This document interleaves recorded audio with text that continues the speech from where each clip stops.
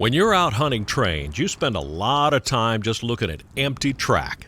During those long, boring periods, you start to notice the roadway installation like rails, ties, signs, and signals. I've always had a love of signals, from traffic lights to police lights, and now railroad lights. In late 2016, CSX began a program to replace all of its older signals on its premium routes, and that made the old lights even more interesting. Here in Central Florida are the last remaining signal bridges and cantilevers on the old Atlantic coastline, Maine. These 5 structures on the A-Line double track at Lakeland, Florida, all hold searchlight-type signals. Instead of 3 separate lights for red, yellow, green, these devices have lenses on a mechanical wheel that move each color in front of a single light source, a low-voltage lamp in front of a parabolic reflector with a focusing Fresnel lens. Since most of these were battery-powered in the early 1900s, the efficiency of this system was great for use on railroads in remote areas. So here I am in 2017, looking at the end of the era of these searchlights. I went out to find what was left of these relics of railroad's golden age. This is the southward signal for Track 1 at Winston Pass. Note how closely spaced the searchlights are on the mast. At Davenport, the searchlights still stood in 2016. At both ends of the siding here were lights from the ACL era.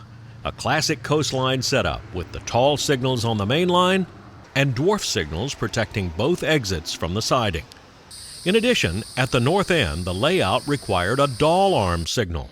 The arm itself gave an indication that the signal wasn't for the track immediately next to it, but for the second track over.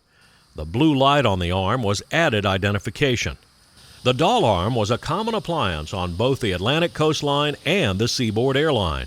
There is no doubt that this was ex-coastline territory because their name remains on the bridge just a few feet north of the Davenport siding, 50 years after the name Atlantic Coastline ceased to exist. At Mango, milepost A872.5, the north switch and more searchlights. But note the spacing of the signal heads. Why are these heads spaced far apart?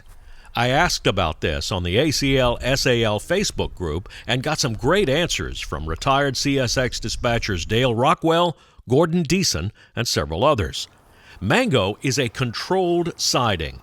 The signal only gives an indication of the entrance to the siding, not whether another train is in there or anything regarding movement on the siding. Trains may enter at signal indication only, which will be very slow because going into the siding, it's technically dark territory. Unless we can see what's in there, we can't know what's in that siding. As Gordon Deason told me, a controlled siding could be missing all of its rails, ties, and ballast, and you could still get a signal over the switch into that siding. Thus, the bottom signal will only display a red or lunar white. The lunar would give a restricting indication.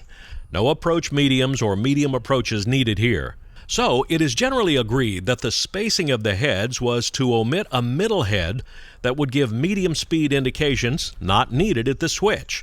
And like the dark siding that they're guarding, this was most likely a cost-saving move. Now, in ACL-SCL days, that bottom head probably could only give a red or yellow. Non-flashing yellow on the bottom was a restricting on the old SCL and ACL. When the C&O B&O folks took over the Seaboard system, they brought down their lunar white indication with them, which SCL never had. Installing the lunar on the bottom head negated the need for the spacing. Now, unless you're a signal geek like me, all of this is probably boring minutia, and I'm betting it makes no difference to the engineer on this morning's Amtrak 91, southbound to Tampa. Go 91, Amtrak 93, May South, clear the north end of Mango, over. Clear, north end Mango, 91 out.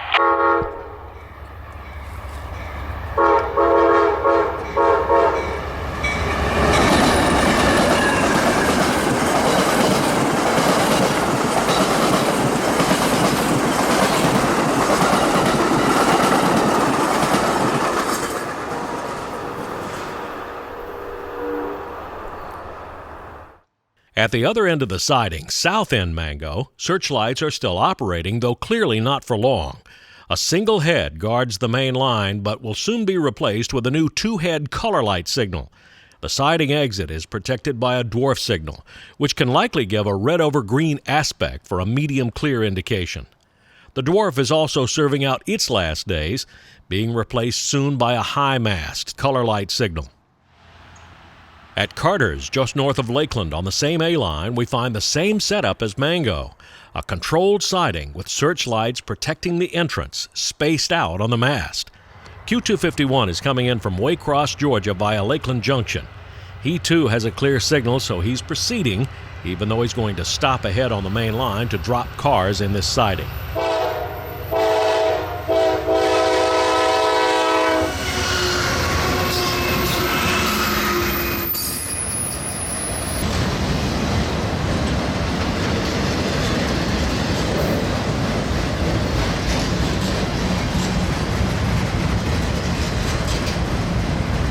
Now let's back up to Plant City on the north end of Cherry Siding.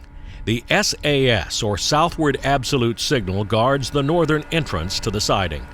If you watched my How to Read CSX Signals videos here on YouTube, which I hope you did, you know this signal is giving a clear indication. When the green is on the top, the red below has no meaning. The north end is protected by searchlights, but closely spaced on the mast. What's the difference here, I asked? The answer is, I haven't found an answer yet. Cherry, like Mango, is a controlled siding.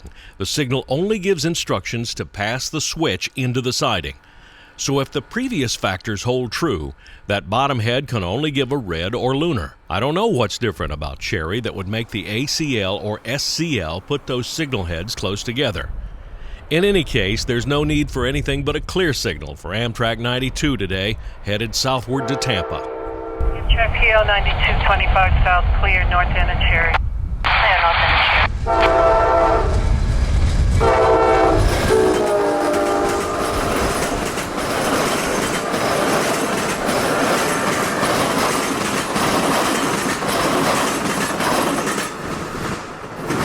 Southward from Mango, about 4 miles, is AY. This is not a siding, it's the entrance to Uceda, ACL's big yard and car repair base in Tampa. The signal can give trains a clear, an advance approach, or a restricting. Trains going into the yard here get a restricting, a lunar white, probably on that bottom aspect. Amtrak gets an advance approach, account having to enter a Y at the second signal ahead on the main line. These old soldiers, too, are serving out their last days in 2017. New Safe Train color lights on aluminum masts ready to take over. Ha! 45 years from now, some old rail fan who's probably in high school today will lament the passing of these classic old Safe Train signals. At AY Turnout in Tampa, this is Danny Harmon, out.